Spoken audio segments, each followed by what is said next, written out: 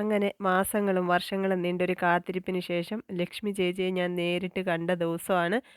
പ്രസന്ന ചേച്ചി പിന്നെ പത്തനംതിട്ടയിലൊക്കെ വരുമ്പോൾ എൻ്റെ അടുക്ക വരികയും കാണുകയൊക്കെ ചെയ്യാറുണ്ടായിരുന്നു. ഇങ്ങനൊരു സ്നേഹവലയം സൃഷ്ടിക്കപ്പെട്ടത് തന്നെ എനിക്കെന്തോ വലിയൊരു ഭാഗ്യം പോലെ തോന്നാറുണ്ട്.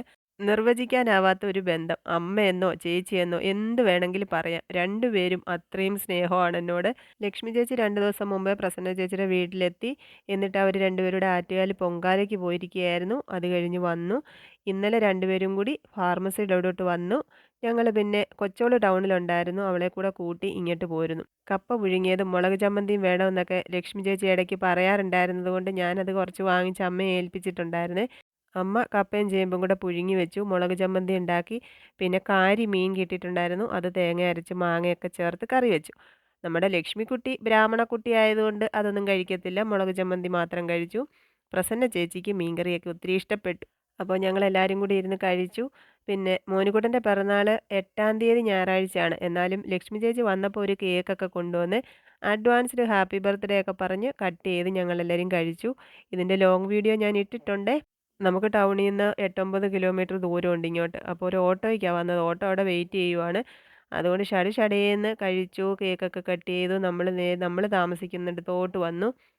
മോനുകുട്ടന് കൊണ്ടുവന്ന ഷർട്ടാണ്. അത് പക്ഷേ കുറച്ച് ടൈറ്റാണ്. നമ്മൾ ടൗണിൽ നിന്ന് വാങ്ങിയതാ ട്ടോ. പിന്നെ ചേച്ചി എനിക്ക് സ്പെഷ്യലായിട്ട് ഒരു സാരി അവിടുന്നേ കൊണ്ടുവന്നിട്ടുണ്ടായിരുന്നു കേട്ടോ. ഇനി ഒരു സത്യം ഞാൻ പറയട്ടെ. നമ്മുടെ കുറവുകളും ഇല്ലായ്മകളും അറിഞ്ഞിട്ടാണ് ഒരാൾ നമ്മളെ സ്നേഹിക്കുന്നതെങ്കിൽ ആ സ്നേഹത്തിന് മാത്രമേ അർത്ഥമുള്ളൂ. നമ്മുടെ സൗഭാഗ്യങ്ങളും സമ്പത്തും കണ്ട് കൂടെ കൂടുന്നവരാണെന്നുണ്ടെ അതൊക്കെ നഷ്ടപ്പെടുന്ന മുറയ്ക്ക് അവർ നമ്മളെ വെറുക്കുകയും ചെയ്യും, മറക്കുകയും ചെയ്യും. ഇതുപോലൊക്കെ സ്നേഹിക്കാൻ മാത്രം അറിയാവുന്ന കുറച്ച് മനുഷ്യരെയൊക്കെ ദൈവം എനിക്ക് തന്നിട്ടുണ്ട്. എനിക്കത് മതി.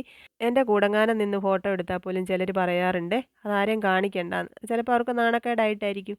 അങ്ങനെയുള്ളിടത്ത് ദേ എന്നെ തിരക്കി പിടിച്ച് ഇങ്ങനെ വന്ന് സ്നേഹിക്കാൻ ചിലരെ ദൈവം തന്നില്ലേ? അത് വലിയ ഭാഗ്യം തന്നാണ്.